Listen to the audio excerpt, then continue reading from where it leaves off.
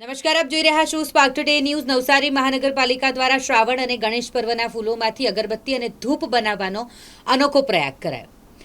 શ્રાવણ અને ગણેશ પર્વ દરમિયાન મંદિરોમાં ચઢાવવામાં આવતા પુષ્પોનો યોગ્ય રીતે નિકાલ કરવા માટે નવસારી મહાનગરપાલિકાએ એક અનોખી પહેલ કરી.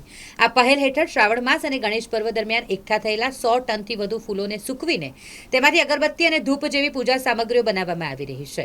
આ ફૂલોને મંદિરોમાંથી એકત્રિત કરી તેમને સૂકવવાની પ્રક્રિયા થઈ. ત્યારબાદ આ સૂકા ફૂલોનો ઉપયોગ કરીને સ્થાનિક સ્વસહાય જૂથોની મહિલાઓ દ્વારા અગરબત્તી અને ધૂપ બનાવવામાં આવી રહી છે. આ પહેલનો મુખ્ય ઉદ્દેશ્ય મંદિરોમાં એકત્રિત થયેલા ફૂલોનો સદુપયોગ કરવાનો છે, જે સામાન્ય રીતે કચરો ગણી ફેંકી દેવામાં આવે છે. આ ફૂલોમાંથી બનેલી અગરબત્તી અને ધૂપ બજાર કિંમત કરતાં ઘણા ઓછા ભાવે શહેરના લોકોને ઉપલબ્ધ કરાવવામાં આવશે. આનાથી શહેરના લોકોને સસ્તી પૂજા સામગ્રી મળશે અને સાથે સાથે સ્વસહાય જૂથોની મહિલાઓને રોજગારી પણ મળશે.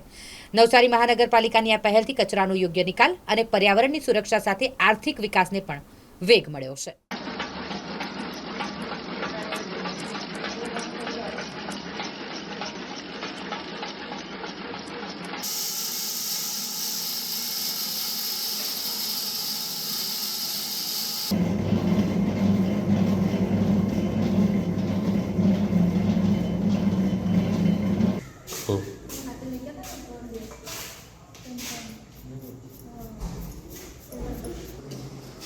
ऊपर वीडियो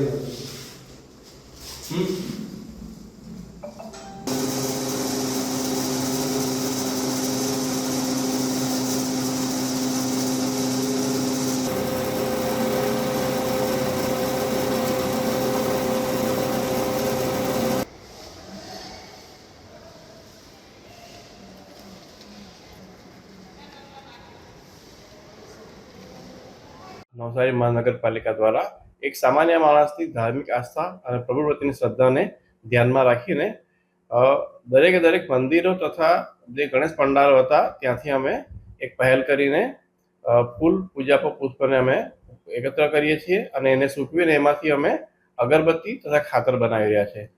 શ્રાવણ મહિનાથી એ પહેલ શરૂ કરવામાં આવી હતી અને ગણેશ ઉત્સવમાં લગભગ 45 ટન જેટલો અને કુલ અત્યાર સુધીમાં 100 ટન જેટલો અમે ફૂલ પુષ્પ પૂજા એકત્ર કર્યો છે, જેમાંથી અમે અગરબત્તી અને ખાતર બનાવી રહ્યા છે.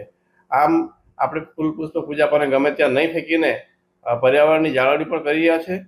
ભગવાન પ્રત્યેની ધાર્મિક આસ્થાને પણ આપણે યોગ્ય ન્યાય આપી રહ્યા છે અને એમાંથી એક અગરબત્તી અને ખાતર જે બનાવવામાં આવશે એના કારણે આપણા જે એસએચજીના બહેનો છે એમને થોડી રોજગારી પણ મળી રહે છે. આમાં અમે એક નવી પહેલ કરી છે. તો મારી તમામ જનતાને અપીલ છે કે પોતાને ત્યાંથી જે ફૂલ પુષ્પ પૂજા હોય તે ગમે ત્યાં ન ફેંકતા અમારી જે ગાડી આવે છે એને આપો, જેનાથી તમે પર્યાવરણને સ્વચ્છ રાખવામાં પણ મદદ કરી શકશો. Thank you.